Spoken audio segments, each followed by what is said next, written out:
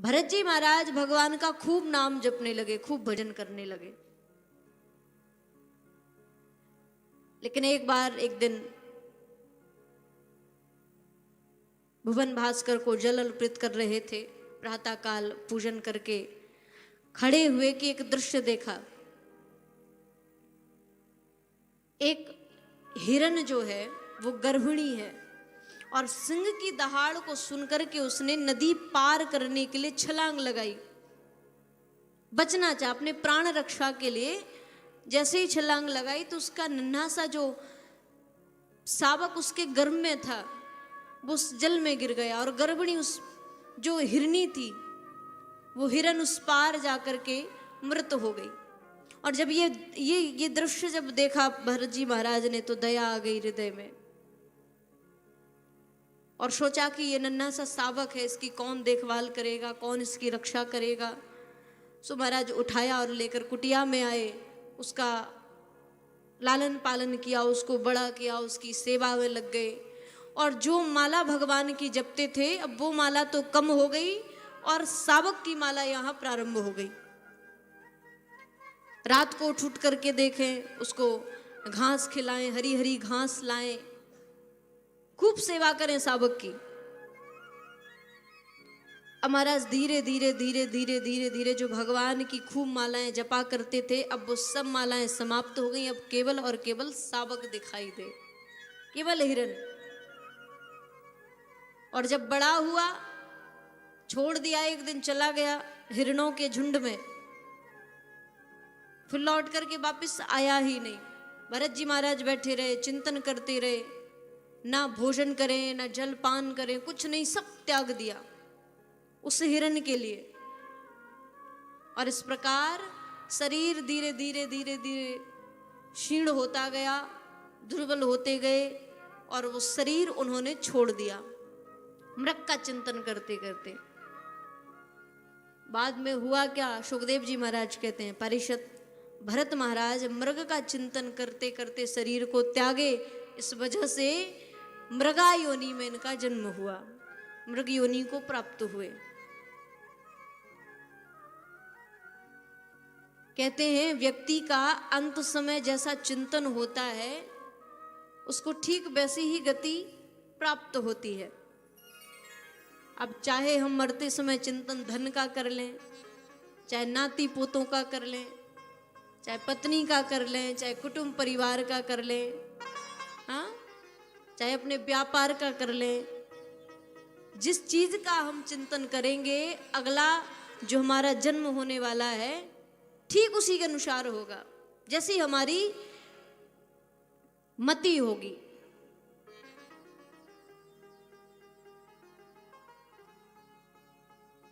और मैं तो महाराज ये कहती हूं, भगवान का भजन नहीं होता कोई बात नहीं, मत करो। भजन किसका करो? मृत्यु का करो।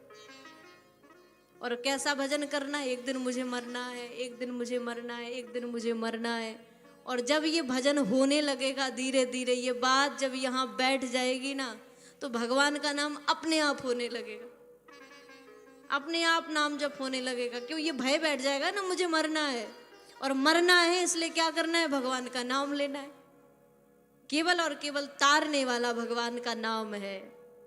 मृत्यु का भजन यदि हो गया तो भगवान का भजन अपने आप हो जाएगा। मृत्यु को भूलना नहीं चाहिए। अच्छा, मृत्यु है कौन? हमारी रिश्ते में कौन लगती है? इससे भी हमारा संबंध है, हाँ, मृत्यु से। जानते हैं कौन सा संबंध है? मृत्यु हमारी रिश्ते में बहन लगती है। आप कहें कैसे? तो कहा जिस दिन हम जन्म लेके आते हैं उसी दिन साथ में ये भी हमारे आ जाती है, हैं? उसी दिन से साथ लगी रहती है। और जहां थोड़ी सी चूक हुई सोई राधे राधे तुरंत आके पकड़ लेती है।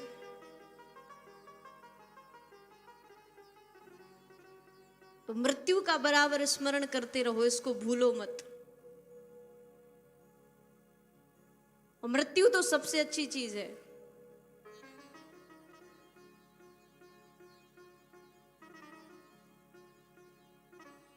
अच्छा आप सब बताओ, आप मृत्यु को क्या मानते हो?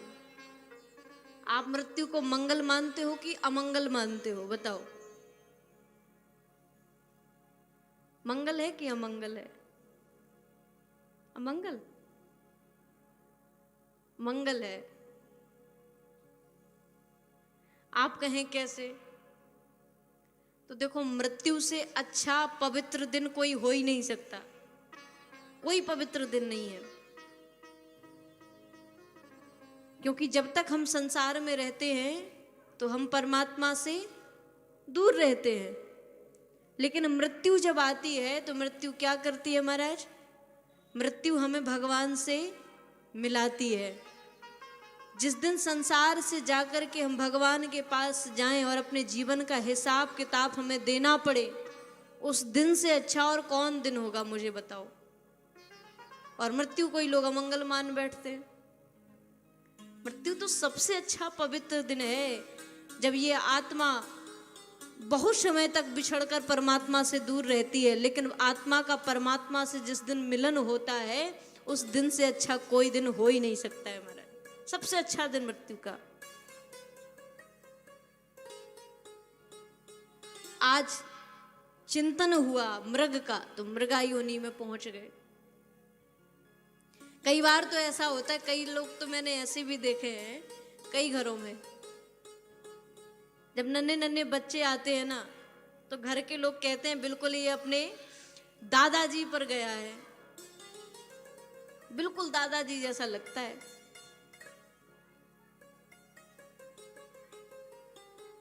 दादाजी से क्यों, दादाजी जैसा लगता नहीं है, बल्कि दादाजी खुद आ जाते हैं। क्यों? क्योंकि जब जाते हैं ना, उस समय चिंतन करते हैं, मेरा नाती, मेरा नाती, मेरा नाती अभी छोटा है, ये सब लगे रहते हैं। और होता क्या है, तो कब पलट के भगवान फिर संसार में, अभी तेरा मन नहीं भरा है, तू फिर जा, पहुंचा देते हैं। तो ये स्थिति बनी रहती है जीवों की। चिंतन हमारा श्रेष्ठ होना चाहिए, संसार का नहीं, बल्कि अंत समय परमात्मा का चिंतन हो।